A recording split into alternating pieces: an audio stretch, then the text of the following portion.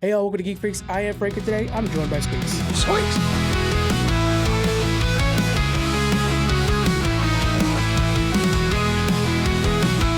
And we have a lot to cover today, so much to cover today because we've been behind by a week. But we're also going to be interviewing Victor Barro. He is the developer for an app called Panels. It's been around for like 6-7 years, and it's where you're able to read your comic books on your phone. And you're like, oh, I have one of those. This lets you read all the indie comics and any comics you actually own. You don't have to like borrow from Marvel or DC or something like that. Which you and me, Squeaks, we have a pretty big digital library. Mm-hmm. So it's a really cool app. We're going to discuss it later on with Victor Barro. He'll be on. And then there's going to be links in the description for you guys to download the app yourself. But Squeaks, since it's been a couple weeks since we've talked, well, you may have talked, but since on mic, how you been, man? Oh, just wonderful. Staying busy. A lot of reading, comics and novels. So, yeah. What are you reading lately? That.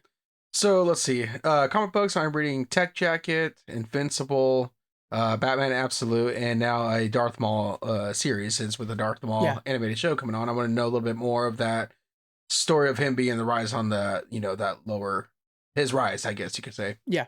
Yeah. And then novel-wise, The Martian, actually. The Martian. Oh, really? It's a great book. Yeah. Great book, yeah. Following Hail Mary, you wanted to like just keep going. Exactly. Yeah. So I got the movie, but I'm not going to watch it until after. So have you never watched the movie The Martian? Never watched it. Oh, brother. When you're ready, you come over to my house. We'll snuggle on the couch. I'll get some popcorn going. Can I bring you that movie, dude. Can we wear astronaut suits? Dude, watching Artemis come in, like I was just like, I feel like a kid again. This is like what we loved as kids. This is like why you got into sci-fi and stuff. So yeah, heck yeah. It has been a very fun like 10 days just watching them do their thing. Yeah. It's been really neat. Yeah, what have you been up to, man? Game wise, we got World of Warcraft Midnight's going strong. I have beaten Fire Red so hard that I don't have anything to do in that game. I'm so mad that I just like give me another thing to fight. Yeah. I could just like level things, but also my things are all high enough now to where like leveling is brutal. So I think I'm just done with Fire Red, and that sucks because I had a lot of fun. But I'm about 55 hours in, so it's fair. Wow. For a Game Boy game. For a Game Boy game. I mean, it's, it gave me everything I could for not only that, just $20 one too. Yeah. So like it was definitely good for it. Nice. Yeah. But anyways, guys, let's go ahead and start getting into our news. Let's start off with the first off, guys. CinemaCon's going on this week, so we're getting live updates as we're doing this. But I thought let's go through some of the CinemaCon updates. You don't even know about them because they're literally happening as we're talking. But first of all, we got some news that the new Jumanji movie, The Rock and all them, the next one that's coming out is going to be the Jumanji coming into our world. And at first I was like, oh, that makes sense. Yeah, it's kind of cheesy. Then I was like, oh, snap. The Robin Williams one did the same thing. So this is kind of a norm. I'm excited for this, man. I think these movies, they actually are really good. They're really fun to watch. I mean, they're not going to win any award. I know that, but I'm going to always watch them. Have you had a chance to watch them? I have. And again, I'm not the biggest fan because I am comparing it to the original Robin Williams one. And that's something that I have to not do because that was such a masterpiece and just kind of like great on its own. But like you said, I mean, they're nothing spectacular, but they're fun, and that's how I have to just treat it. Just fun. Do you think that they need to like keep tying it back to the old nostalgia fest of the old movie, or just like, hey, we already put 2 out of our own, or a popcorn flick? You know what I'm saying? Yeah, I mean, I think the little like Easter eggs would be nice, but it doesn't have to keep trying to tie into the original. Yeah, but they definitely have a lot of Easter eggs in the first two, so I wouldn't be surprised if they throw them all in there. Yeah. Spider-Punk showed off some stuff. Basically, a lot of these trailers, they're only showing there so I get descriptions, but it's being described as the most emotional and most spectacular film yet. That's Beyond the Spider-Verse, and they showed some images and stuff like that. I like the movies, but I'm not like a super fan of these. I had really high expectations going into the first one because I heard like it was the most greatest movie of all time, and it really wasn't. I think what this is doing is creating the massive cinema for big, superhero fans. But when it's an animated, you think it's something that you could bring your like family into, kids into, but it's too deep for that. It's too long at times too. It feels a little much. So. Is this one, the Spider-Punk one, is it just specifically Sorry, it's Beyond the Spider-Verse, but Spider-Punk was one of the images that were released, so that's why I was like... Oh, got it, okay. Yeah. Got it. Yeah, I mean, movies. They're good. They're just not, what I expected. Sony Animation, though, I mean, damn. Like I was saying before, I think I trust it now kind of on Pixar's level. Like, I'll just go watch what are the things. I haven't seen GOAT yet, but I'm actually wanting to. Game Up Demon Hunter, of course, is really good. And so... when I watched those first two movies, I think I'm like you. I probably went in with my expectations a little too high based off everybody else's, hype. Yes. But then I was just like, I see how well these are crafted. They're just not that great to me. And I like Miles. It's Mm-hmm. just, one of those things. Yeah. Yeah. Sony working with Nintendo. The live action Zelda movie has wrapped filming and is releasing May 7th, 2027. We are about a year away from freaking Zelda, man. Zelda speaking is gonna possibly break our brains because Zelda doesn't do that. And so, like, I'm Zelda. That's my voice that I'm saying when I'm like, I'm gonna save you. Yep. So it's gonna be weird. It's gonna be weird, man. Yep. Yeah, I totally get that. I read the Zelda mangas right now, and I think I'm just on Ocarina of Time, and that's my voice as Zelda. How are those? They're good. They follow closely to the game, but they kind of bring more. Okay, so here's the best I can say. Here's the lane of the game, and then now it's kind of like this. Yeah, and that's what it is. So it's like matching everything, but it's expanded.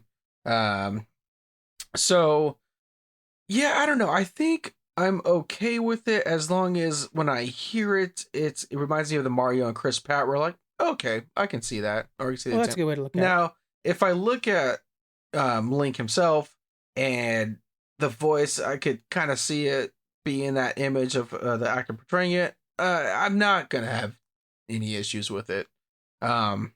As long as it doesn't sound like Jack Black or something that's playing Zelda, then that's different. and really, Link and Zelda look exactly like their characters in game. I don't think I have any complaints about the casting so far. So yeah, it's gonna be weird. Yeah. More gaming turning into movies. This is gonna be an animated movie. It is a Bloodborne movie. Hell yes. Yeah, so crazy. I think it's just an uproar how we haven't got an updated Bloodborne game with 60 frames per second, but we get everything else for Bloodborne. Yeah. I think this is awesome because that universe is one of my favorites when it comes to these Souls-like games. I just don't. I tried to revisit it, but I really just can't because of how old it feels now with all these other games like Lies of P and Elden Ring and stuff out right now. So, if you could get me to expand this universe more without having to just replay the game or wanting to replay the game, whatever. Heck yeah, I love it. That gothic look. Jack Sectopie. God damn it, I'm not saying it right. Is the producer, so I like him. He's a streamer, but yeah, I don't like him enough to know his name apparently. So what the fuck? All right, Zach Krager, who did Weapons and Barbarian, such a good horror film director. He's making the new Resident Evil, and he said that Resident Evil is the gold standard when it comes to survival horror, and he wants to make sure that the new movie stays in the spirit of the games.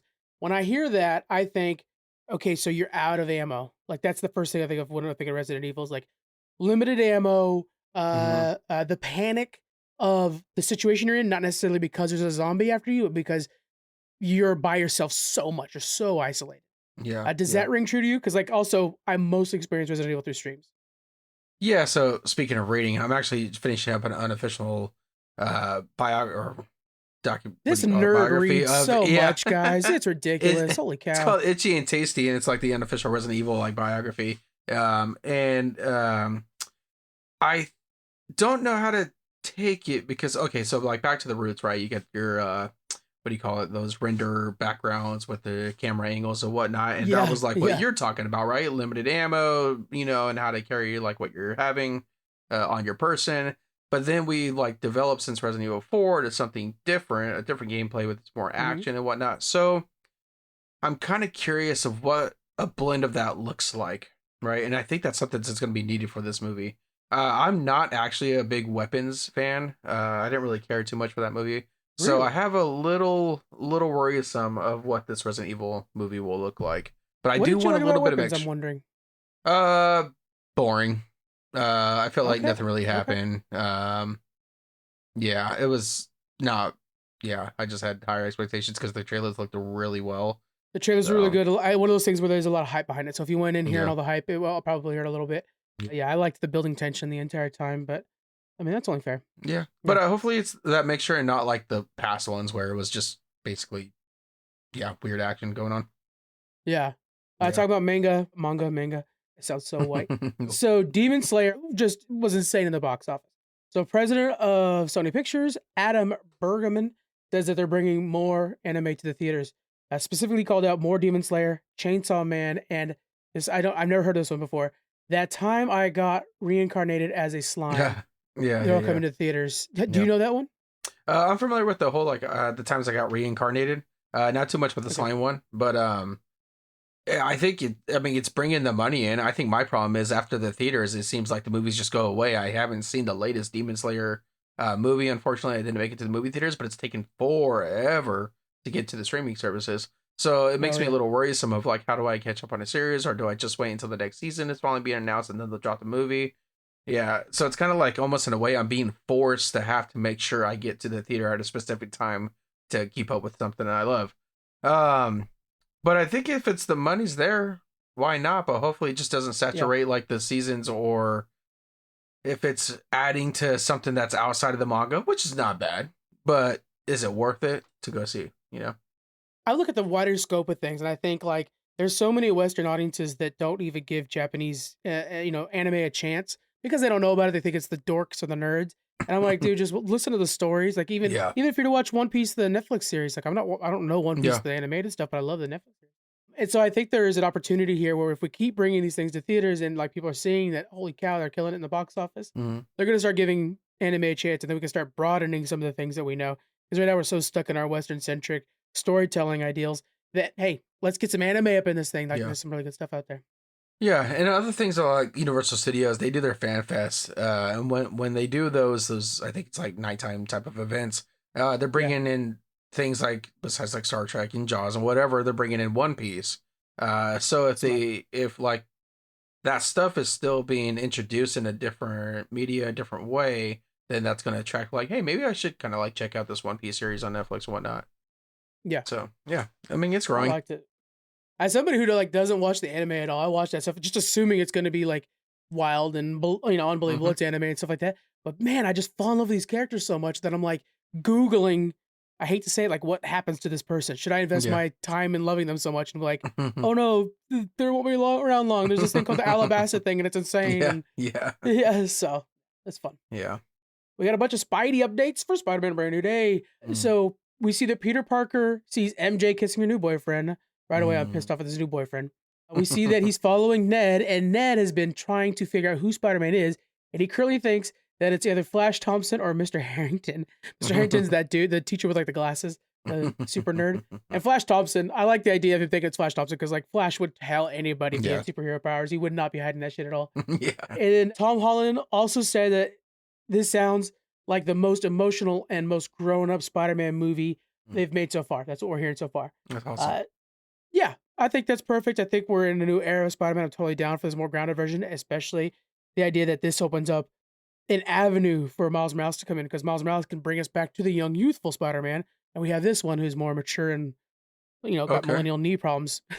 you know, Yeah. Yeah. Yeah. Yeah. I would love to see the Spider-Man go to the animated Spider-Man route. Kind of be that Peter Parker that's taking those photos and being more adultish, and with yeah, MJ that's like building a stronger relationship. And then yeah, I think it's perfect if you bring in Miles Morales and he, takes us back to what young Spider-Man is. I think that's a good idea. you're so right. Why is he not taking photos?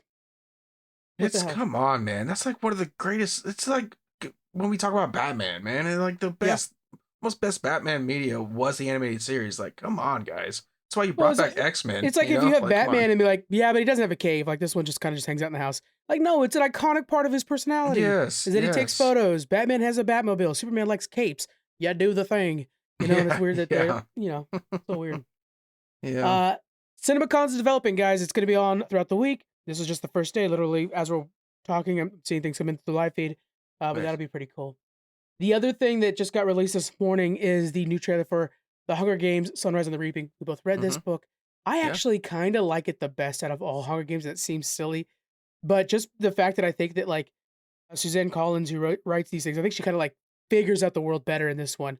Going over that trailer, is there anybody that really stood out to you? I know there's a lot of moments that we recognize, but let's not spoil too much. Yeah.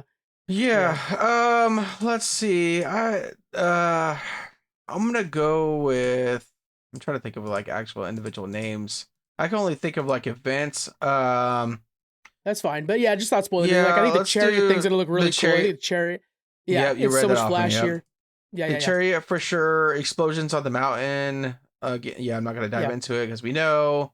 I think him and his, I'll just say girlfriend, is going to really. They have those flashbacks of missing each other on top of like really showing that love. So hopefully they really get Right. us locked into that relationship. One thing though first thing I picked up on, this movie looks very beautiful. And it almost makes me think like, did they do it too beautiful? Because this is a prequel to the Hunger Games, but not far as like the bird one. I forgot the very first one. Yeah, this is this is the 50th. The next one is gonna be 74, 75. Yeah. So did they make it too pretty? Where this looks better? Like this, maybe arenas and stuff like that could have been a sequel. So yeah, you know, that's kind of my thought initially. But I mean, I'm hyped for this thing. This looks great. I'm excited. I took that same exact note, man, because I saw this and I was like, this is by far the best one yet, looking one. Yes. But I think what it is while I'm watching this, I think what it is like the gorgeous nature versus the bright neon capital versus the stone walls of District 12. I think the contrast is real high, right? Like when we bounce back and forth, it's going to be more obvious than it was like in the Katniss level. Everything kind of had a hue of blue, even when they were in the capital, it was like just white. But like this looks like you're in Vegas, and then you're like finally out in the countryside. And I think the reason that they have like everything amped up a little bit more, even the greens of the forest, is so you feel that constant going back and forth, and that's going to create some pressure. Because as you know, as the story goes on and plans start to unfold and new plans become, you know, the primary goal, you are becoming more anxious of what could happen. And I think that quick changes are going to do that too. Anyone that you think is going to be a standout actor to you in this? I adore Elle Fanning. And so the fact that she's coming in and clearly they're giving her more lines than she's supposed to have from the book, because not a very big character in the book. They're giving her way more lines. And I mean, just The Great is one of my like go-to shows on Hulu. And her work on the latest Predator movie was so good, Predator Badlands. So her playing Effie, I'm on board for. Hey, I mean, she's amazing in Death Stranding too. She's in the video game. Yeah. I did not know she was in Death Stranding. Cool. Big part of it too. I think for me, I was not too. Ralph Fiennes, right? Voldemort playing Snow. Oh yeah. Ralph, what like the Ralph most Fiennes. His last name is just Fiennes. Okay. Yeah. What a just like born to play villains. You know, like he is. Just an bro was born for it, bro. Play. Yeah. Yeah. And then is that Macaulay Culkin? Kieran Culkin. Did I see that right? It's okay. Because I was like, man, I didn't know he was in it. Now that's familiar because I do I do remember that being casted. But I was like, man, I don't remember like him being in this movie. That makes more sense now. Got it. Okay. He does a good job as playing Caesar, though, just a little bit that we did see, because Caesar's such a tough character to play. He has to be really flamboyant. Tucci did such a good job, Stanley Tucci. I mean, he plays a good job as his brother. Looks just like him. Well, yeah, you're right. Yeah, that's a good point. Yeah, they do. Yeah, that's fair. He does a good job playing at Home Alone. Like, what the hell?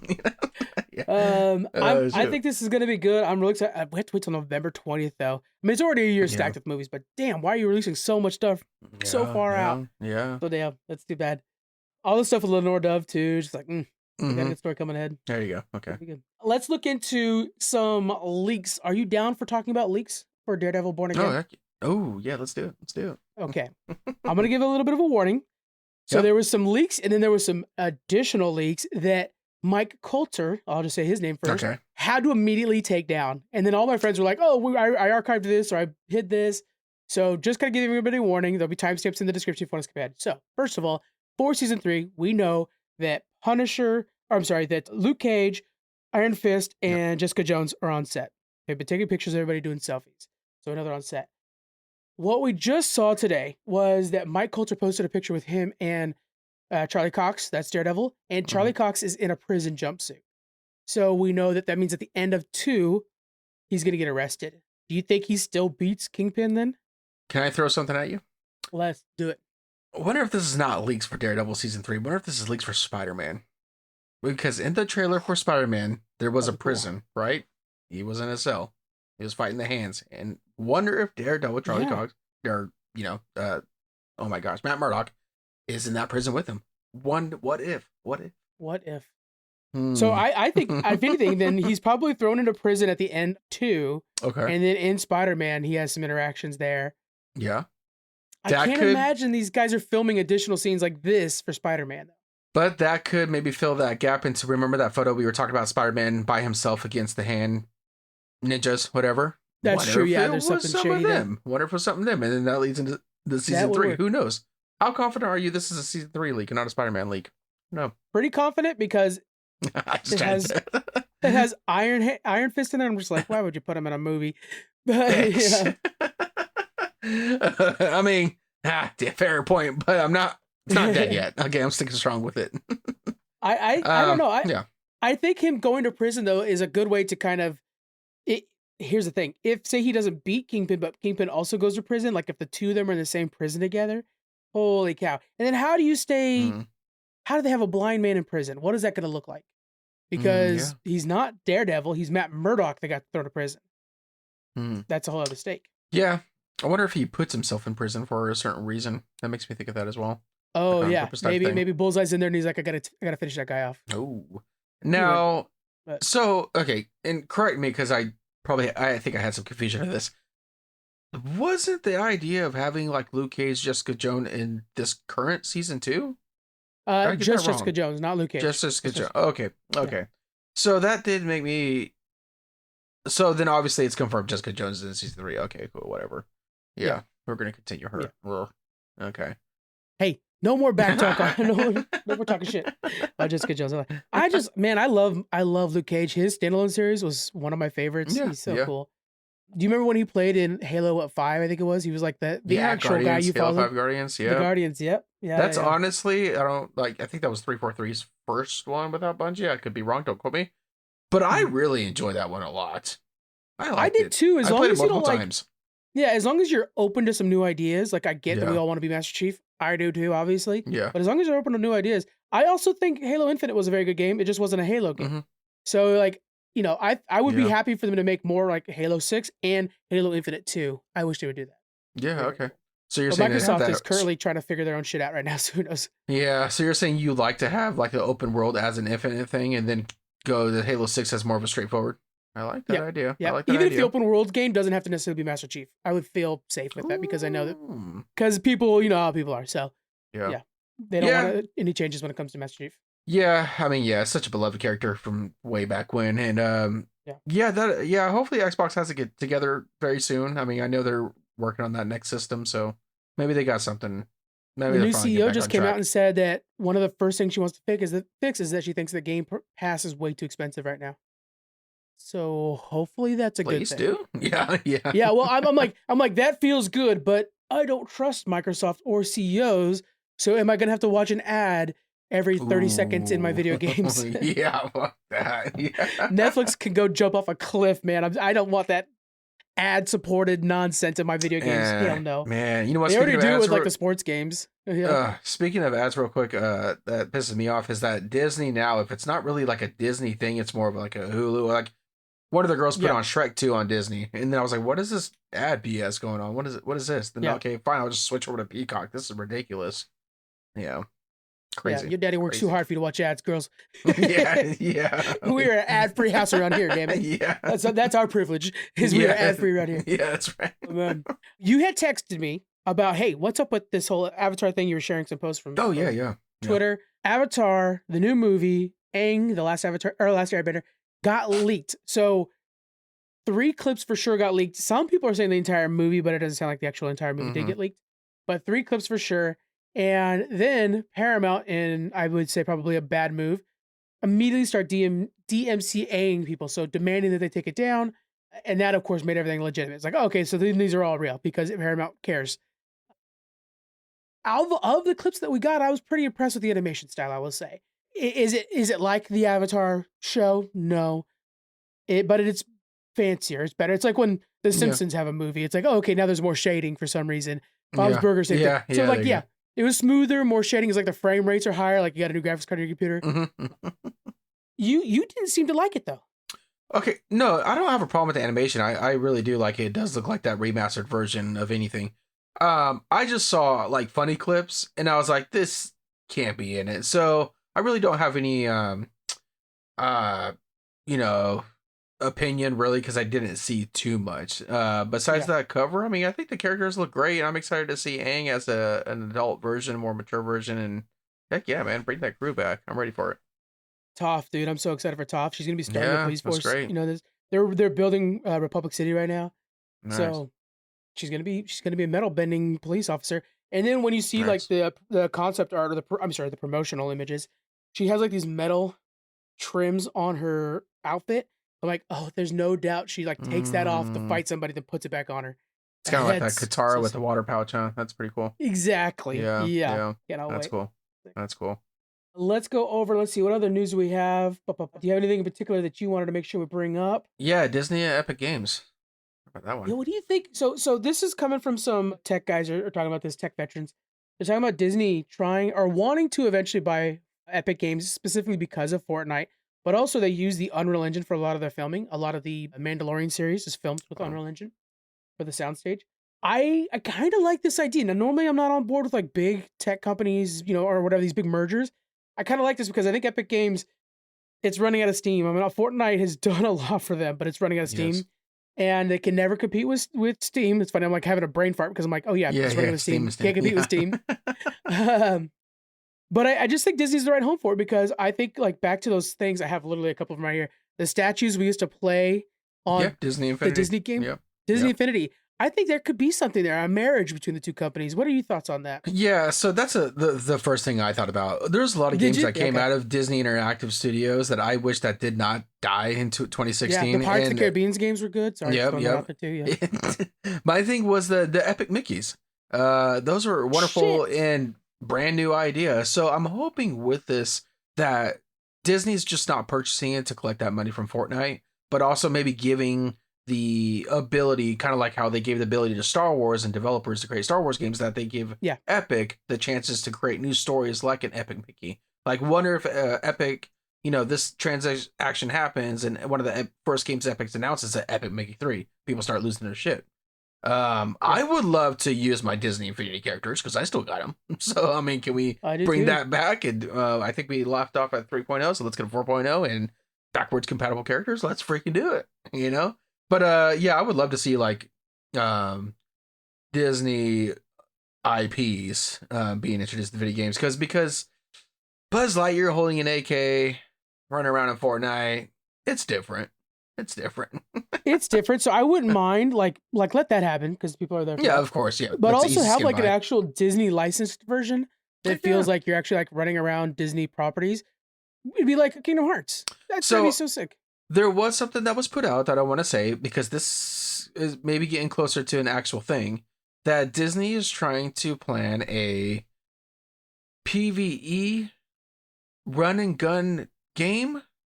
That's did I get that? Do you hear something about that? I haven't heard of that. No. Okay. I know that they are working with Fortnite to make like a Battlefront, basically stuff like that, but it'll be within Fortnite's operating system. Yeah, what I read was it made it seem like it was going to be like Disney character types, but maybe that's what it could potentially be. Yeah. Yeah, I could see maybe it'd be an extension of that, but. And then there's also this thing where they've been working on for a while, making a virtual theme park that has been kind of on the back burner. They said it's not canceled yet, but it'll be a virtual theme park where they can host events and stuff. All that becomes far easier if they buy Epic Games. And that's true, because they were trying to do that with Epic, weren't they? That virtual and theme it's park. still technically happening. Yeah. And you know who was pushing all that? Like the guy who was like, "Oh, we should buy Epic Games," or "Oh, we should work on Epic Games for this."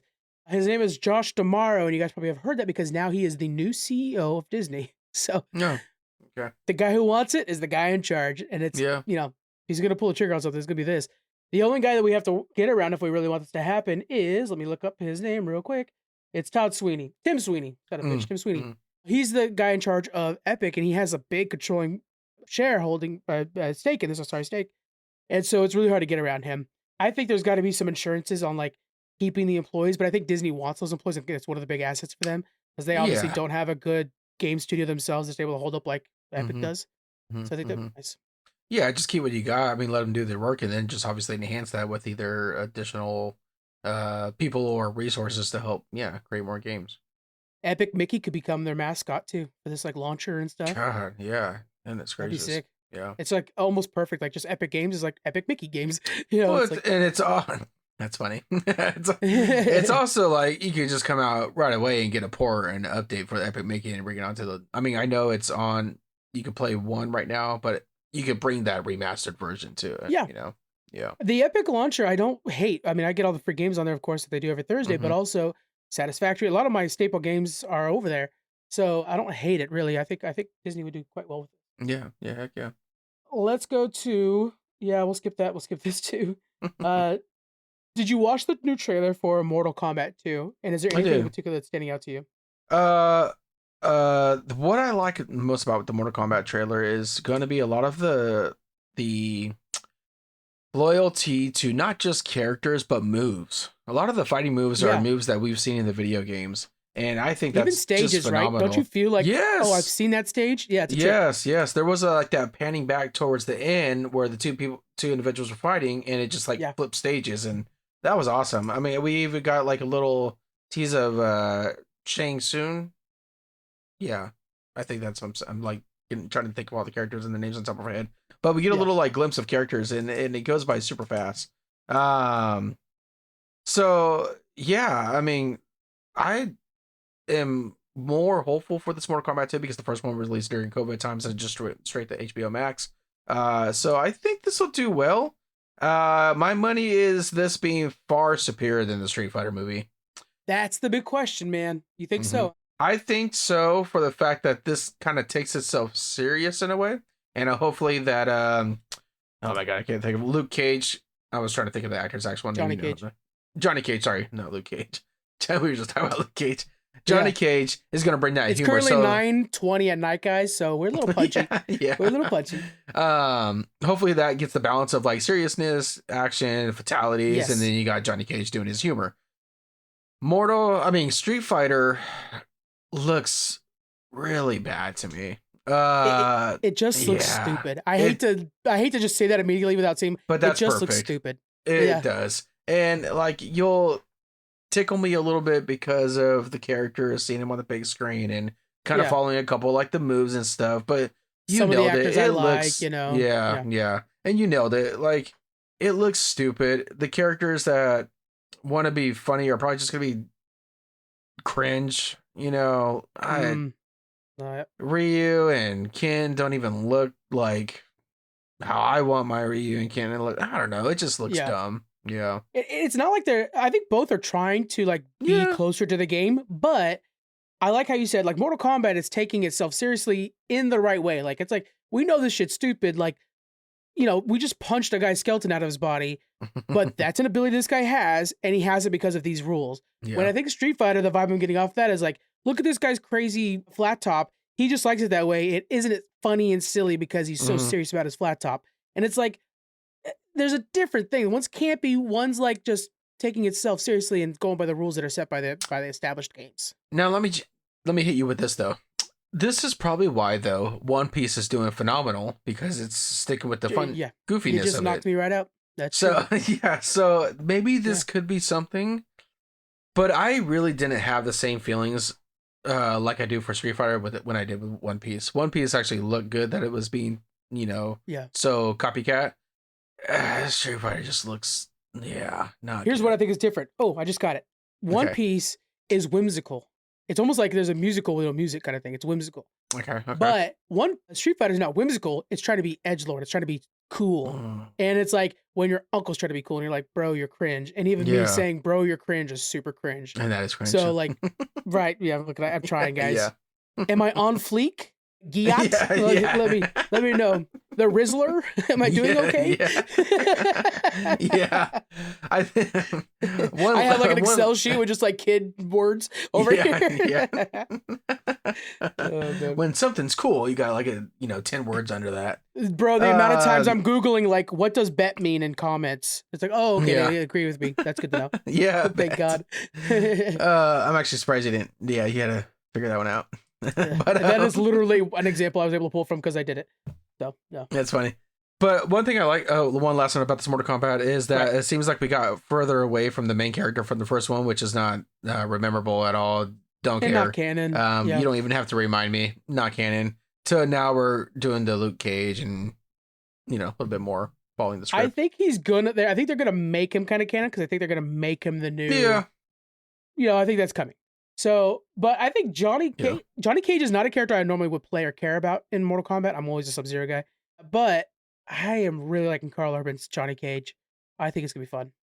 Yeah. I will say though, from playing all the games, he's been a pretty pivotal character in the storylines for some of them. That's So wild to me. Just as an outside observer who I just like get it. goes in and doesn't Yeah, care about the yeah, story, just like to press buttons. He doesn't yeah, seem yeah, cool. Like he seems, that's cool. Okay, cool. yeah, yeah, That's yeah. neat.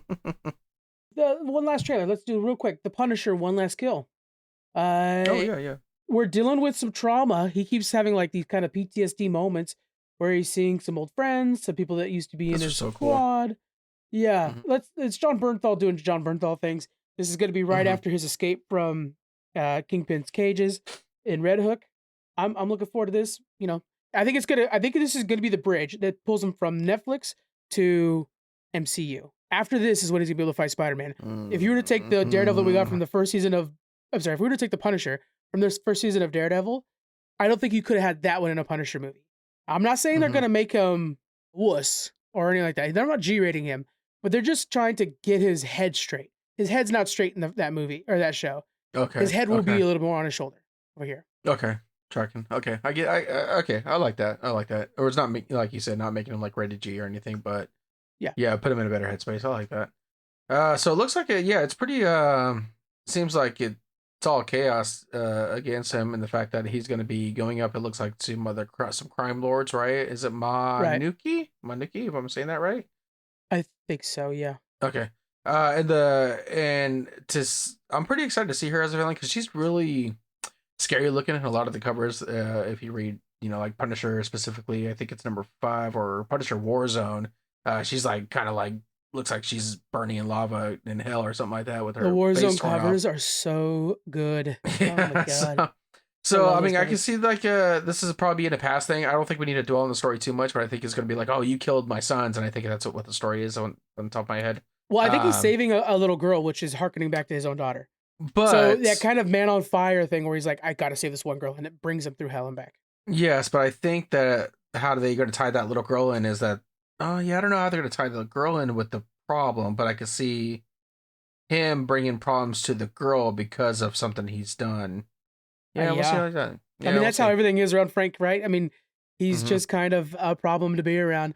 If you're just an Yeah, innocent bystander, you have to be a Spider-Man or a Daredevil to be able to survive being around him. yeah, This is yeah. going to be airing right after the final finale for Daredevil Born Again Season 2. It's been a real delight so far. Are we talking like a week after? Like they was an The episode week of after, it'll be Daredevil? like the next episode, Okay. basically, is that one. Okay. And it's going to be like an hour and some change long. They're special presentations, not full movies. Nice. Yeah, yeah. All right, next up, we're going to be doing a review for the boys. By the way, we have a review for the Mall Shadow Lord and the Super Mario movie, that we did during our break, and they're available on our YouTube channel, so check those out. But let's talk about the boys. I'm so happy to be back in this world where bot controls everything, and people are just, the starlighters and stuff. I think it's kind of fun to watch, but of course, it's very close to home. Like they even the Kripke, the creator of the show, was like, "Sorry guys, that's just how it is." But that being said, I all the characters are starting to feel complete. Things are starting to feel complete, especially the A Train thing, man. If you told me at the end I'd be rooting for A Train and was sad to see him go, Right. baloney. Yeah, But yeah. but that full circle moment, like when he's gonna not hit that girl, oh my god, you Yeah, knew I it was did gonna catch happen. that. I You did catch knew. that. Yeah, you're like, oh well, he ain't gonna live long. But Yeah, it was dope. That was sick. yeah, yeah. What's your initial beats? What's some of the things you liked? Some of the things you didn't like from this first 2 episodes? Yeah, and I'm gonna highlight one of my probably beloved characters in comic book and TV show, but I'm gonna just say like Amazon's just keeping me locked in with their Prime shows with They Invincible. really are. It seems like I'm Fallout. Yeah. Fallout. Yeah, it seems like I'm consistently on this service now, and yeah, and again they do it again with the boys. I think these first 2 episodes were phenomenal. This is something Yeah. a prime example of where I'm tired of the whole weekly releases. I want it all right now. And Yeah. I praise this character all the time, and I love this character to death. I think he's just one of the best written characters on TV. It's Homelander. I love Homelander. And it's because I Yeah. love that he cares so much about his image, but he's so blind to he wants people to love him, but he's so like blind to like this like someone's heart is beating right so fast and he can detect it and Yeah. he's like knows it's scared of you, but he's talking shit because you're a peon and you're a piece of crap. But it's like you are fighting yourself because you want people to love you at the same time, but you're doing the wrong things to make people love you. I just think he's Can I a super throw like this term out there? yeah. I think he's very fragile for being Yeah, so yeah. invincible. Like he's so fragile. Like Yeah, there any you go. little thing will hurt his feelings, and it's like he thinks because he's invincible, his emotions should be as well. Oh God, no, they're your weakness. That's your kryptonite, dude. Yeah, it's a trip. Yeah, again. I just love him. I You think that's why he keeps Huey alive? Is because Huey doesn't have a faster heart rate on him? Like, why is he not just nukes Huey? That is I think true. it's because He's Huey playing around with him too much. He is, and I think that's because Huey doesn't care about him. He was like, "Just kill me then." And I think that's like, he said it. There's somebody who isn't afraid of me. You know, he loves that. Ooh, that's cool. I like that. Like the person that's not afraid of him is one of the weakest individuals that he just snap his fingers. Which is so good. Yeah. I like that. I like that. Let's see who else. I mean, some of the I like how Butcher is just still chaotic. He's on that rampage to kill him no matter I think what. he's a little too chaotic at this point, though. He's clearly, in my opinion, moved to villain side of the table. Yeah, 100%. And I think we'll see that, right? I have a prediction that now, instead of like Homelander stop, now the next move is to stop Butcher. It'll probably be the 1-2 punch. They probably have to take them both at the same time. Mm-hmm. Yeah, even Soldier Boy, who sat up, I was like, oh, of course he sat up, that son of a gun. That was rough. What a curveball to think like, okay, this was supposed to be the thing that kills a superhero. So what does that mean now? I mean, I don't know if you have any predictions. I don't, but I'm like, I don't. I purposely have not read this so I can go in blind, man. Yeah. I also thought the Deep Man. He's just the one funny dude. I like when he was talking shit to the shark. You know, I want to see him make some more love to sea animals. The whole story with him and the octopus, like what was the last season or whatever, there was like this affair going on. That was so stupid and funny at the same time. Both, exactly. It's like from Gen V where the other one can see puppets when he's losing his mind. Same thing. It's like so stupid, but you love it. Yeah. But another one was like so stupid, but you love it, but it was rock hard. And this is the first 2 episodes. There's guy who's just encased in rock, and I don't even want to get into the details why, but everything about it, from like waiting for him to breathe to try to chisel him down to his attack, his Uno reversal, to the videos of volcanoes exploding around him. I was like, this is the boys. This is why I can't suggest it to anybody, because man, you gotta already be a fan. It's wild. If I were to recommend this shit to somebody, they would think I'm weird. And I'm like, no, the guy swinging his dick around, he's a bad guy. We want him to die. I'm not saying he's a good guy. I always try to sell people with like the whole hero-gasm of just if they can get past that, that's my selling point. That's my selling point on you should watch the show. This guy shrinks into another guy. Okay, just watch it. I think maybe your best bet is to go in through Gen V. If you could watch that one. Okay. And survive it. You could survive. You could probably get into this one, and it warms you up. Yeah. But then we are getting calls to like Godolkin, and they're like, "Oh, Godolkin was fake news." Oh, that video of me on the plane was AI. So it's like, man, they are bringing in stuff we were dealing with right now. Yeah, and it just fits so well. Yeah, I think they're doing a good job because reading the comics, it's really different at points. Mm-hmm. And they're doing a good job of just kind of tailoring current events of things. And like you said, the AI one is perfect because that's such a hot thing right now. And I laughed when Homelander and they tailored it. It's like, look, there's a 7th finger on there. And it's so funny because we see those errors in AI videos and stuff. I'm like, they just nail it. It's pretty great.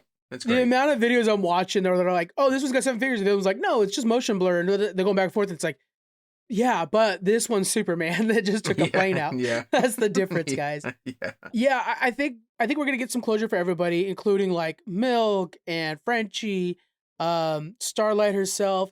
I'm starting to like Starlight again. There was a moment there where I thought her character was just kind of like aimless, but now I feel like she's more driven than ever, and it's kind of becoming the corner pocket, the ace up their sleeve for the boys, Yeah, she's kind of seemed like more of a back in her superhero role, I guess you could say, right? Oh, I like that. Yeah, actually a superhero, not just the corporate version of that. Yeah, because it seemed like in the beginning, right, she was someone to be looking up to, and then she got into, I don't know, wanting to start issues, but not being so superhero about it. And now she kind of seems like, I don't know, maybe a reflection now. She knows that she has to fulfill that role. I want to highlight also, which was a curveball, is, oh my gosh, I'm looking up a name. Is it Ashley is the new vice president? Oh, yeah. I hate her so much, but then I'm like, but that's the good part. I hate her because she's doing a good job. Yeah, and it's like with the whole, like, you think she reads minds, but now she has the head in the back of her, like this is some Harry Potter and sorceress stuff. Yeah.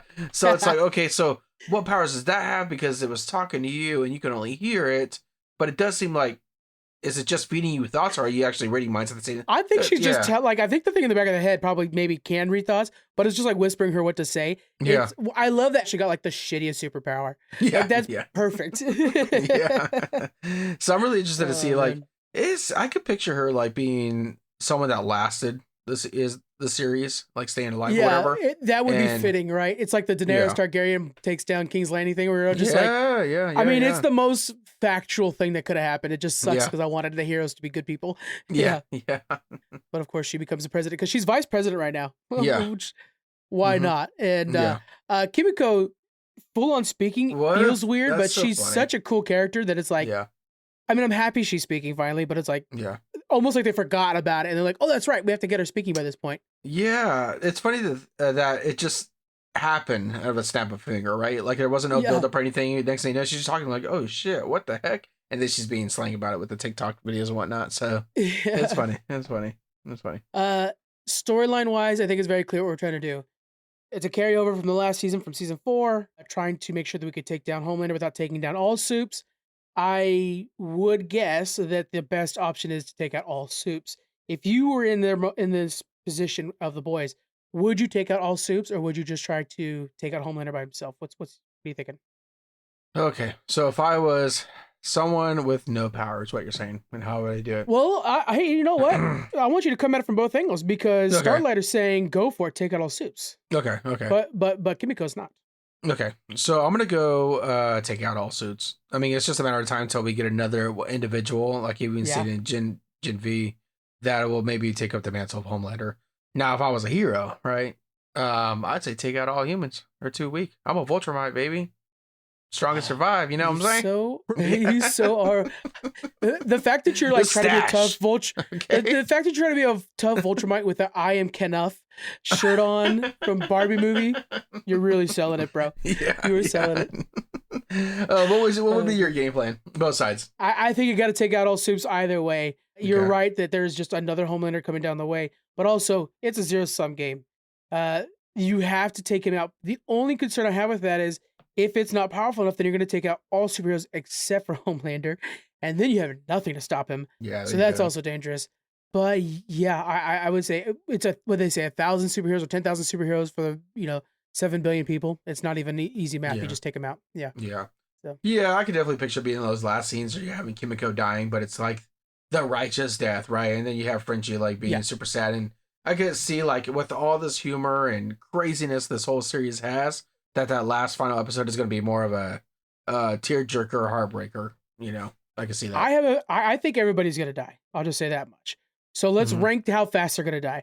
A-Train, I thought was the right call to die first, because I mean, perfectly wrapped up his story. It was really good. His story was complete, and it was a moment to save everybody, give everybody a chance to escape. Who's next to die? Like, name the next 3 in order that you think are going to go down. All right, so I think it's gonna. Let me pull up the cast. I know, I got the list next to me right now. I'll go while you're talking. I think Frenchie's next, because then Kimiko's gonna lose her mind. Frenchie's been kind of grounding her. He's also kind of growing right now. Frenchie's gonna die next, and then I think we lose the Deep.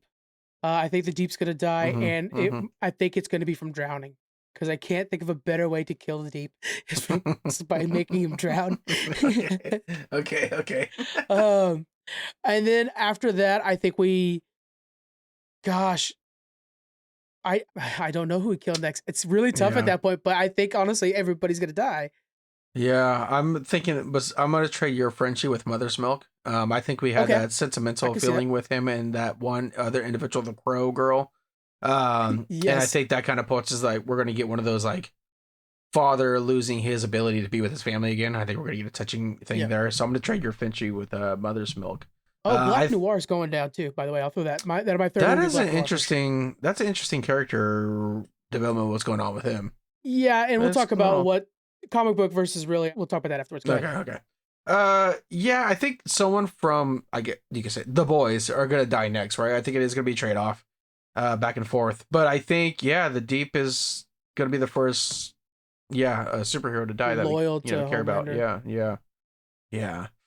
Do you want him to drown? Tell me. I'm right. That's the way you want him to die. Man, that'd be so crazy. It's either that or like some of his sea buddies turn on him because they're sick of him. Yeah, the octopus gets inside. Yeah. I like it. I like it. Oh my god. Yeah. Yeah. I want it to be gruesome. In the near future, a detective stands on trial accused of murdering his wife. He has 90 minutes to prove his innocence to the advanced AI judge he once championed, before it determines his fate.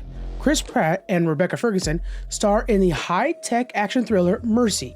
Own it now on 4K, Blu-ray, and DVD. Yeah. And then, okay, let's talk about Black Noir. In the comic book, spoiler for the comic book, it's a clone of Homelander. Do you think they're going to pull that off?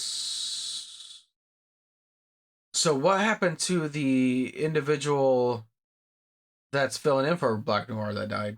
Because out of nowhere he did stop talking and stuff. So you think maybe they just got rid of him? Interesting. Yeah, because in the comic, is it because I'm going. I haven't gone that wiki far. dives. Okay. Yeah. So yeah, in the Boys comic series, I had to Google this up. Black Noir is indeed a clone of Homelander created by Vought as a contingency plan to kill Homelander if it needed to happen. Well, that changes a lot of things. You think Black Noir will come towards the end in the need of like the help from the boys? Like say if Huey is like so close to killing Homelander, Black Noir just pops out of nowhere? Or do you think Homelander knows, and watch this, he uses him to be a distraction thinking that's the Homelander, but it's not? I don't know. Could be, but in the comic book, it's a surprise to Homelander when it's revealed. Yeah, okay. All right. I was just trying to and so then it's like, yeah, so, but we've already changed Homelander. Like, I'm sorry, we already changed Black Noir at some point. So, I mean, I don't know if that still would stand, but I think it would be fun to pull that out. And then it's like, just Anthony Starr with like his normal look, which is just like brown hair and like a casual dude. Yeah. It's so funny that Anthony Starr in real life is like so nice and such a chill dude. He is definitely not Homelander. But yeah, I would love to see that. Even if you guys got to go find like the test footage, the test pictures of him going in to try out for Homelander and just like, that's just a dude with like pajamas on. Yeah. It's not Homelander. How do they see that and think like, that's our guy? But that's what I want out of Black Noir. That'd be cool. Yeah. Man, that'd be interesting to see that. Because that would be so out of left field for people that just haven't been caught up in comic books at all. Man, hopefully they kind of do that pretty well, because that feels like something that if it was just thrown out there, it'd be really not satisfying to the viewers. The fight, I'm looking at it right now, guys. If we want to see it like kind of coming a little bit, if you want a little bit of spoilery stuff, it's with Butcher and Homelander in the Oval Office is when that is revealed. So if we see those two meeting up in the Oval Office, we'll be like, okay, keep an eye on Black Noir. Yeah. That'll be our little hint. Okay. I'm just happy that we are back in The Boys, man. It's so much fun to watch. It is one of the few shows that I watched where I'm like glued, where I have my phone set down, and I really like that. Let's give this a score. How many Godolkin students dying from Homelander out of 10 is this?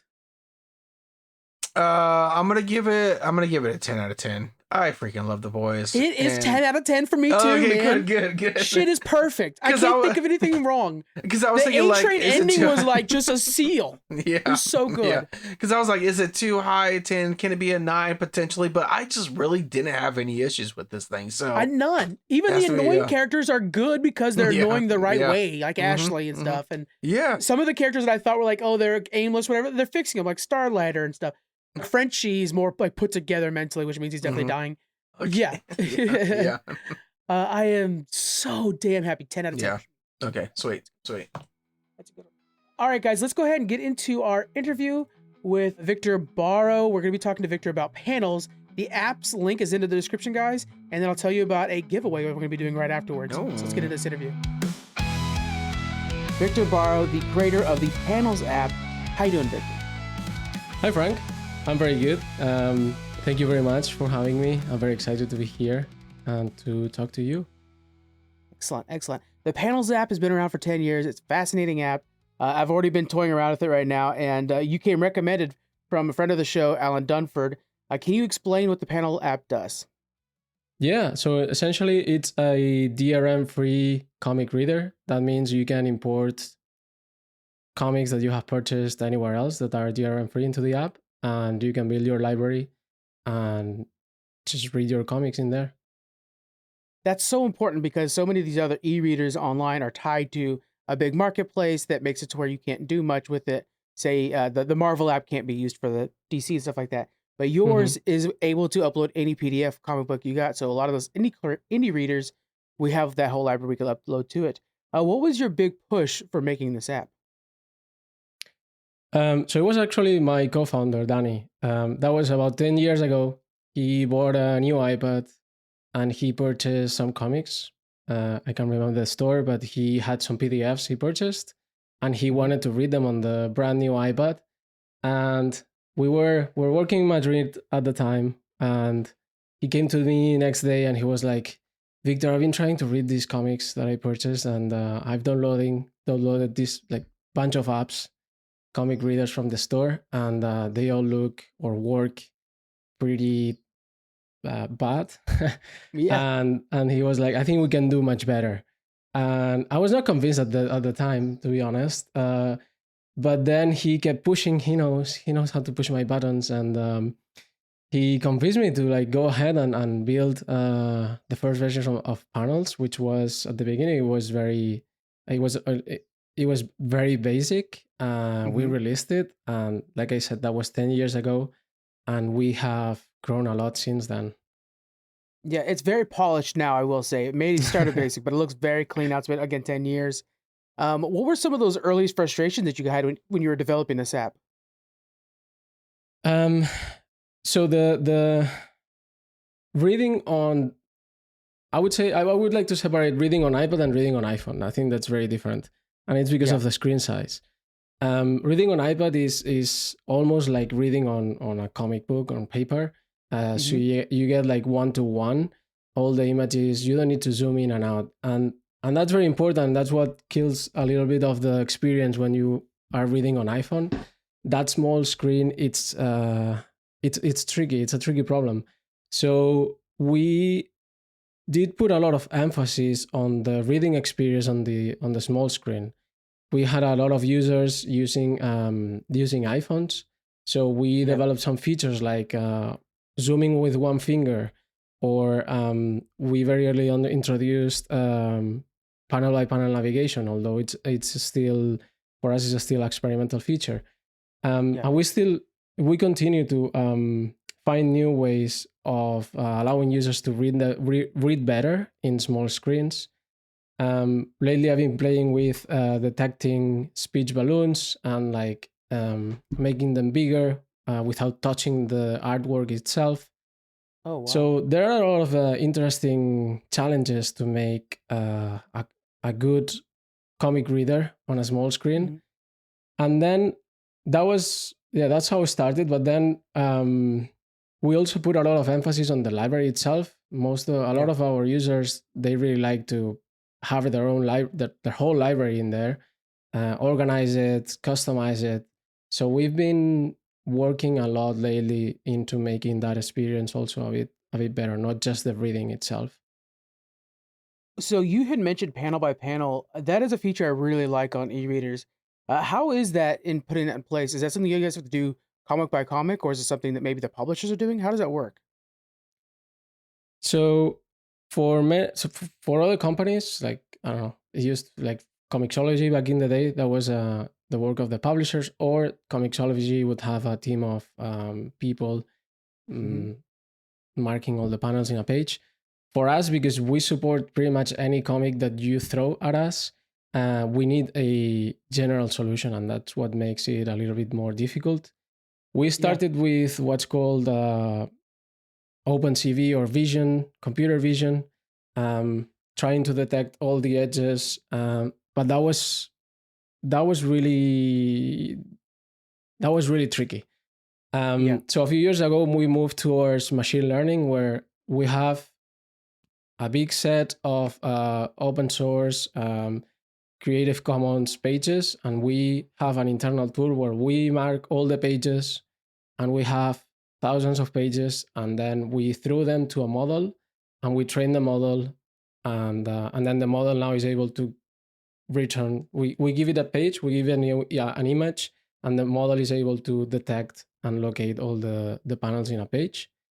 we're still refining it, we're still improving it, and Of people course. when they use it inside the app, they can, if they detect something is not wrong, they can send it to us. So we receive all Mhm. the wrong pages, and we use them to train the new version of the model. So I think we're now in version 5.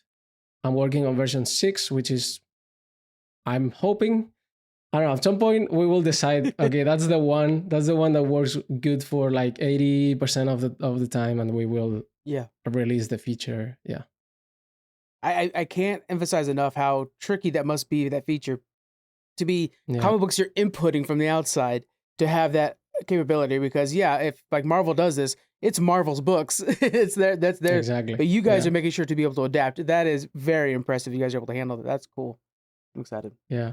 It is a engineering,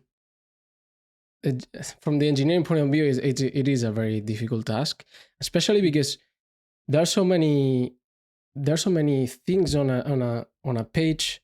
Like sometimes it's not just square panels, they have other shapes, or sometimes Yeah. there's a character going from one panel to another, or a speech balloon is coming out. So there are just so many cases, and it's great that artists are creative, and that's what they do, You're right. and they want to break the panels in any way they can. But detecting those edge cases, it's tricky. Yeah, whenever we see one of those really creative artist moves that's like a full panel spread or whatever, it's neat for us, but you must be like, oh no. Why can't you be like Alan Moore, just put everything in one box? Exactly, yeah. Yeah. Um, Comics are very, very difficult medium, a very specific medium. How important is it for you guys when you guys are doing comic books to make sure that you're giving all the visuals that are needed for that? Because I could imagine that that's a lot of data with those high res images and things like that. You guys are having to make sure your app is prepared for. Have you guys run into hurdles with that? Yeah, a lot. And so the way Danny and I work, Danny is my co-founder, and he usually prefers to work on the, like, let's say, the back end of things. Yeah. So all the, like, where the logic is, and to make things performant. I'll prefer to work on the UI, animations, UX. So The fun we stuff. yeah, Yeah. for me, yes. So I think we Yeah. You I mesh don't know the together. word. You work well Yes. together. Yeah. Yeah, we were well Yeah. together. So he has done incredible work in rendering large images in a very performant way. I think in comics, at the end of the day, what I'm about to say is very simplistic, but what we have is just an array of images, like a bunch of images, and each page is an image. The problem is that those images are big, they're high resolution, and just for drawing one of the pages, it takes time. And we don't want to be showing spinners or like making the user wait for the next page. So there is a lot of the work that happens behind the scenes on how we draw the image on the best performant way possible. And yeah, Danny has a lot of credit from that. Yeah. It's great work because that's one of the things I noticed when I was using the app, testing it out. The fact that you're able to go from page to page pretty quickly and then be able to zoom in pretty dramatically. And there's sometimes these little arts or little things you want to make sure to catch in every panel. You're able to do it on the app, and that was pretty impressive. I was really impressed with that as well. That was pretty cool. Yeah. And also we do a lot of things like underneath, because we support, for example, filters, or we support OCR. So we detect the text on every image. So we need to make sure not just to draw the image on the screen, but that we perform an OCR pass, so we know exactly where the text is, and so people are able to select it. And so we have features like removing borders, where we need to detect where the borders are, and all those operations, they combine and they add overhead. So performance wise, yeah, it's where we spend most of the time, trying to make the app more performant. And Yeah, I can imagine.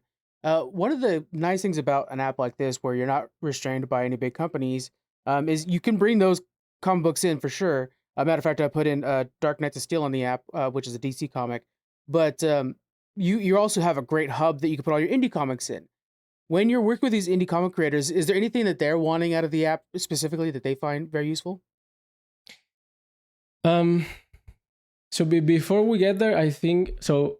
Panels has been out for 10 years, but it hasn't been until 2 years ago, more or less, that we have actually started talking to creators, because we want to move from just an app to something more.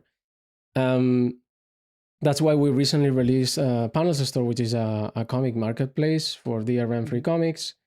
And that's when we started actually talking to creators themselves and asking them. And they have been very instrumental to for us to deliver what we have today as the Panels Store.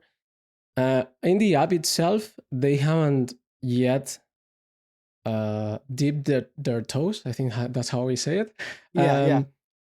Some of the creators have asked me about the panel-by-panel navigation and some other features that we may integrate for them. But I think what has driven the features of the app the most have been our users. We have a Discord community, we have a forum, we have our email.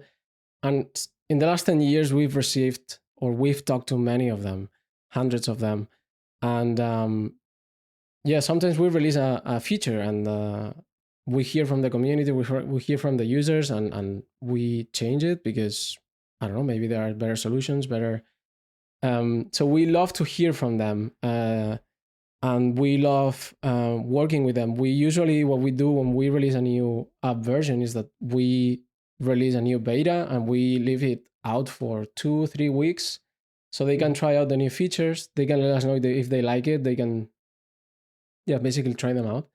And I think the Panels is shaped in a very great capacity by our community and by our users. Yeah, especially since over the 10 years, you guys have gotten pretty big. You know, when you started out, just two guys sharing ideas. Now suddenly you have, like you're saying, this Discord and stuff like that. Okay, so going back to the indie creators here for a moment, one of the things that has been brought up around Panels app is the ability to link creators with the users so closely. I mean, much bigger than like a big distribution process. What are some of the things that you're hoping to do to make sure that there's a communication between comic book creator and the reader? That is a great question, Frank. Thank you. And so let me just take a step back before I answer that, which is because one of the biggest problems we've always, since the very beginning, had with Panels is that when you download the app as a user, the app is empty. There is no content, right, fair. and that's bad for us. And only like pro users or users that are willing to jump some hoops to like purchase their content somewhere and bring it into the app are the ones that are using it. So for us, bringing content into Panels is very important, and that's one part of it. And then the second is that traditionally, I know lately a few more comic stores are being open, digital comic stores, and that's great. But traditionally, it was really difficult to purchase comics DRM-free. There's almost no digital stores. Exactly. So we knew many years ago that we have to make our own. We just didn't have the resources. And about 2 years ago, we hired 2 web developers, and we started that project. And so, back to your question, making a marketplace, I think, is very difficult because it's like a chicken and egg problem. You need the content, but you also need the buyers. You need the sellers and the buyers. And we have the readers, we have the buyers already because we have a large community and a large user base. So now what we're bringing is all the content, and we still because we're taking it step by step, but we are a very small team. We still don't have social aspect to panels, but we are internally already designing something that will allow readers to communicate directly with their publishers or with the creators. That's what I was hoping for, Victor. Is a way to comment under these comic books to say like, "Oh, I love this, this color choice," or to also like talk to other people who are reading the comic book, like, "Hey, what do you guys think about this character's choice to do this?" Exactly. Yeah. That is so cool, and that's something that I haven't seen on any other app. I like that idea a lot. That's cool. That's the social part of social media. Exactly. Yeah. Yeah. So yeah, it will take us some time to get there. We're taking it step by step. Like I said, we are a small team. I think we're doing great, and I'm very proud of all of us. But yeah, that social part, it's something we want to have. It may take some time. Yeah. But the marketplace, that's actually what I wanted to talk about next. That has to be such a huge endeavor for you guys, because I'm sure you're bringing in a team that knows how to do that, or having to learn how to do that side of the business. What was that like, expanding into that area? Very difficult, actually, because we're doing everything ourselves, and we don't have many connections within the creators. So we started 2 years ago, and so we started going to conferences. Like, I live in San Diego, so for me it's very easy to go to San Diego Comic-Con. I've been there a few times, and yeah, for the last year, honestly, Frank, I think I've sent more emails in the last year than I've sent in my life. That hustle, it's hard, man. It is hard. And yeah, I'm always in Kickstarter. I'm always in Reddit and looking for creators. We love indie creators, small publishers, and even bigger publishers. The thing is, bigger publishers are more difficult because they have a lot of content. And so we started with smaller creators, smaller publishers, but we have already onboarded a couple of catalogs that were about 200 comics each, 300 comics. So now in Panels Store, you can purchase from A-Blaze, you can purchase from Silver Sprocket. So yeah, we're bringing in larger catalogs, although I'm still very interested in indie creators, for sure. We want to give them one thing. Sorry to go back and forth, but one thing we learn after talking to them and after going to conferences, what most of them are telling me or telling us is that they get buried on the bigger platforms. Everybody wants Marvel, DC, and stuff like that. And so they don't get any visibility. And so that's something we would like to, I don't know the right word here. We would like to take care of, or we would like to at least protect. To be like a service, right? To be able to spotlight some of the buried content that gets buried behind a Batman or a Spider-Man. Because there's so many really good stories out there, and people oftentimes will find them far after the creator deserves their recognition. I mean, Robert Kirkman became famous after Walking Dead was pretty much done. That's who's the next Robert Kirkman? They're going to be found on panels. Yeah. Hopefully, yeah. No, exactly. That's a great way of putting it. But so yeah, with us, we're trying to surface those smaller creators and giving them a better chance and a spotlight. Yeah. I want to do some lightning questions. Are you down for some rapid fire questions? Oh yeah, totally. Okay. First one, what is your favorite comic book to read? I know as I'm asking this, I'm realizing it. You probably don't want to show favoritism, but let's just say. So, can I give you a longer answer? Because lately, you know what I've been reading? I've been reading a lot of children comic books because I have I have a 6-year-old daughter, and I wanted to get her into comics, and she's like, she's loving it. And so lately, I've been reading a lot of The First Cat in Space, a Pizza, or I don't know, the Wombats. I don't know. There's so many good comics for kids. I didn't know that world existed, Yeah. and I'm loving it. But I don't know. I think I was a fan since growing up. I was a fan of Dragon Ball. I had all my collection back in Barcelona, and yeah, I think that's one of my favorites. Yeah. Oh, that's good. There we go. There's that manga again. That's Yeah. boy, I tell you, I know I'm gonna be putting some manga in panels for sure. What do you feel like is a hidden gem comic book run that people should know about?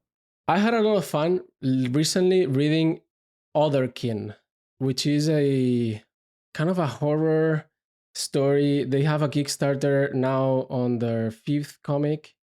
You can find the other 4 in panels, and yeah, I reached out to the creator when I saw it on Reddit, the first one. I saw the cover was interesting, and I really like horror and thrillers and mystery, and this guy put everything together in a really nice package, and they're very small, but so far I'm really enjoying it, and I'm really looking forward to read the next one. Okay, that was Otterkin, right? Is that what you said? Otherkin, yes. Okay. All right. Check it out, guys, in panels. That is really good. And then what is the unknown struggle of creating a brand new app? Something people don't know if they don't actually make an app. What's that unknown struggle? Yeah, I have 2. Because maybe this is not unknown, but marketing. Marketing is always the worst. Yeah. With any product, anything that you do is like getting it out there and reaching out enough people. But also, for me, in panel, sometimes is about having something that you know it's in your head and like putting it on the app the way you want it. Sometimes you don't even know what you want to do, but you know it's not correct, it's not right, and just spending days trying to get it right the way you want it. Yeah, it's like, I don't know, I guess it's the same struggle that writers or illustrators do. They have something in their head, they want to take it out, and it's not coming out the way they want. I think we have similar struggles with software. Yeah. It's an interesting world that you're in right there, because there's like the technical side of developing an app, but also the design part of like the user interface and things like that. So that's pretty hard. You're kind of playing both roles in that sense. True. Yeah, I agree. All right, everybody. I want to make sure you guys are checking out panels. All the links in the description. And then, are you on social media so that people can follow you there and see any of the progress that panels is making? Yeah. You can find me myself at Victor Barro, and then you can find panels account. It's panels_inc in Twitter, and yeah, but you can find us. I think the best way is panels app, panels.app or panels.store, and yeah, download the app, check it out, and check out the store. We're very, very happy about the store, and we want to push it out into the action. All right, everybody, again, that is Victor Barro. The app is Panels. If you want to read a comic book on your phone, DMCA free, and a comic book you own, they can't take it from you. That's the way to do it with Panels. I have 5 premium codes to give away for 1 year of premium service on Panels, which means you're in the beta program. So when new things come out, you're the first to hear about it, like the AI panel-to-panel reading mode that like reads where panels are on a comic book and lets you jump to them immediately. All these different features that they're testing out, you're going to be on the bleeding edge for that. So DM me, the first 5 people to DM us on Instagram, you will be getting a code for Panels. Let me know. All right, guys. For the end of the day, by the way, Squeaks, you got to download Panels. I mean, it's perfect for how you and me read comics. I'll just say that. Yeah, I'll try it out. It's really cool. It's been out for like 6 years, but they're just like, they built the app because they wanted a way to read their comics and manga themselves. And then over time, they're just like, they kept polishing it, and they started building a Discord community. And finally, he was like, I got to take this seriously. Just like release this thing. It's kicking ass. Yeah. And so they did. It's out there for everybody. It's available for everybody. Okay. I'll try it out. What is your recommendation for the week? Yeah, so my recommendation for the week is something that brought to you by Amazon Prime, really, in a way. Is I played the beta of Invincible Versus, and I Okay. really enjoy it. So my recommendation is look out. I think it's in a week or 2 weeks that the game will be released. It's a $50 game for the base level. I bought the physical copy of the collector's edition for the PS5, and I do not have a disc version of the PS5, so I've now had to buy the regular edition digitally, but I have to buy that because I got the season pass code for it because of the collector's edition, so I'll be spending $150 on the game. You're so lucky Sarah only listens to the episodes that you're not on. It's so lucky that Sarah is not going to know half of the purchases of that game. Yeah. But the game, what I like is a little bit of that Mortal Kombat input, but it doesn't really have to be. And it's very fast paced. Got a 3 versus 3 on it. The characters look phenomenal. They got this whole like 3D kind of full looking feel to them, but it looks really cool. And the characters are like characters I want to try out. Battle Beast is in there too, right? I'm not sure now. Yep, Battle Beast in there. It's got characters I want to play. Yeah, I am phenomenal with it. Well, Omni-Man's gonna be my main. Okay, you are a Omni-Man, Homelander lover. I knew you were going to be exactly. Omni-Man. So Omni-Man, but Adam Eve, I fell in love with her. I think she's great. I'm doing wonderful with her. Yeah. So I really like it, and the fact that you can do your specialty moves, and if you do it as like the last hit, they kind of blow up to pieces. So the gore is really staying there. One thing I really do like though is if your character is getting like lower on health, they look exhausted, right? Not just that they're beat up, but they're flashing red, kind of hunched over, stuff like that. So I really like that. Oh god. There's going That's to so be accurate to the show. It's crazy. Yeah, right. That's how they always are on the show. Yep. So the beta was only a versus thing online. But the game when it releases will have its own original story. Kind of like something Mortal Kombat. You'll probably play with other characters, kind of get the vibes for them all, and see who you'll take on in ranks. Yeah. Do you know who's making that game by chance? Skybound? Okay. Yeah, okay. Skybound. So I'm wondering if they're going to get the license to add more image characters, and can you play as Spawn? That's what I want to know. Okay. Yeah, you're tickling my testicles. Okay, well, because I mean, like, during the Invincible War, Spawn was there, Well, if you think about it, this thing is just called Invincible Versus. Wonder if, like, that second phrase was left empty. Wonder if it wasn't, like, the full title. Maybe Invincible versus, like you said, what is it? Savage Dragon. Okay, okay. I was thinking in the realm of image still. You're right. I was thinking. So to me, I think one of the best marketing campaigns for a video game ever was Soul Calibur, where when you bought it on GameCube, Xbox, or PlayStation, depends on what special character you added to it. Yeah. And so we tried to buy it on all 3 because we wanted to play it. Yeah, that was so cool. It was sick as hell. Yeah. I got 2 recommendations for you. One is Basic Bitch Frank doing his thing again. The other is cool. So Basic Bitch Frank doing his thing again. Taskmaster is back with season 21, guys. Make sure you watch it. Taskmaster. It's one of my absolute favorite shows. Free on YouTube, or if you're in the UK on Channel 4.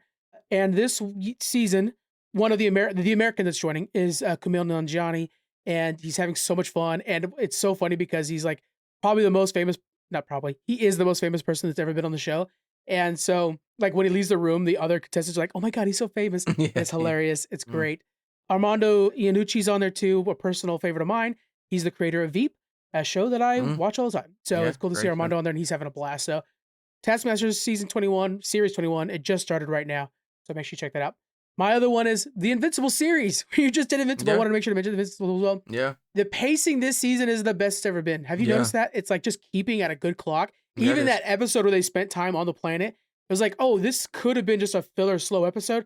But meanwhile, we have a battle going on in the rest of the galaxy. Yeah. So pacing's quick and fun. And I didn't think Omni-Man would ever earn redemption. And I don't think he has redemption, but he has layers. And I'm enjoying his character. Yeah, so I am pretty far in the comic books. I really enjoy reading this series. So I get a little, sometimes lose track of where we're at, going back and forth with each other. But what the series did, that the comic hasn't for me, is obviously because now we're like seeing it like being, like played out for you. When, oh my gosh, the Vulturemite, the eye plays by James Dean or something like that. Thrag. No, not Thrag. Conqueror. Okay. Rips out Invincible's intestines. I was there because I'm always busy at work watching this show at work. Just like pause, and I was just like, ugh. Like it's going. Right? Yeah. You were just like, stop. Like how was Invincible gonna like just stop? Like just stop. It was so much. Yeah. My favorite part about Conqueror, though, by far, end of episode 2, or whatever, end of the episode where they're on the planet, and it goes back to his grave, and it was like, don't you fucking come out of that grave, you son of a bitch. Stay dead. And then just like pan out, and it's just empty. Like they knew they were messing with us. And it was just like, that was so good. Because I was like, that grave better not even shake. It better not see a stone move. Yeah. And no, it was just like the wind going through. It was like, no, we're good. He's dead. Like, good. Keep that bitch dead. And then, of course, like Cecil trying to be like, yeah, we're going to keep him locked up here, whatever. And then it's like, what if he escapes? It will be fine. He escapes. And Cecil's like, he like, as soon as he wakes up, he just escapes. Like it wasn't even a thing holding him. What? I can't wait for Cecil to, my prediction is Cecil just being the ultimate bad guy. I think it'd be a very big one. I do know some of what happens in the future, this whole thing. Okay. And so we do know, like, there are some people who are going to turn bad. We know that much, but yeah, it's going to be great. I'm glad that we're finally at, like, Space Wars.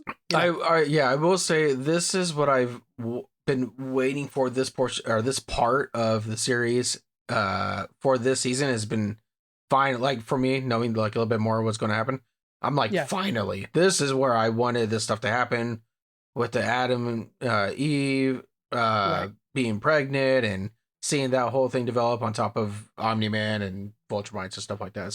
So happy where we're at right now. Please watch it, guys. Please watch it. All right, everybody. Thank you so much for joining us. We appreciate it. Make sure you guys follow the links in the description. Also, hit us up with those 5 stars on Apple Podcasts or Spotify. It's been a bit since we got an Apple Podcast review. So you hit us up with an Apple Podcast review, and if I can catch it, I will read it live on the podcast. So please make it a good one. Don't be an asshole, because then I'm going to look like an idiot. So hit us up over there, guys. All right. Also, if you use code Geek Freaks to sign up for the Capital Creative Showcase, which is going to be on May 9th, Squeaks will be there, from what I hear. You guys will be able to join us. You'll get $5 off a $15 ticket. So it's only $10 to walk into a con. And your boy will be on stage. I'll be on stage talking to a lot of cool people. So check us out. I know, right? A lot of cool people, huh? A lot of cool people, including Squeaks. All right, everybody. We'll see you on the next one. Bye.